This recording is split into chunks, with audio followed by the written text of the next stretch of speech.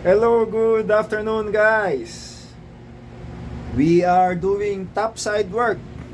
We are supporting the hookup team of this big offshore construction corporation. Somewhere there. So we will not be saying the location, but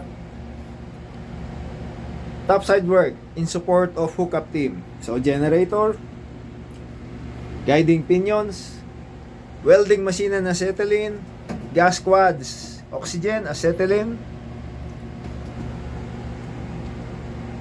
and the scaffolding and planks to be delivered to the platform. We have scaffolders on board, we have welders on board. So everything's ready. We are slowly creeping towards the platform of our location. Crane is resting from diving operation for now. What a change. Topside. And I am about to go home. So in 2 days more. Once again, fellow crane operator, safe lifting, focus, family first. They're the reason why we are here. Focus, focus, focus. Go home safely to all your loved ones.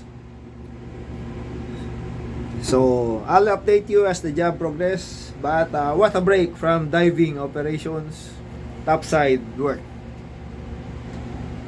So, safe lifting, God bless.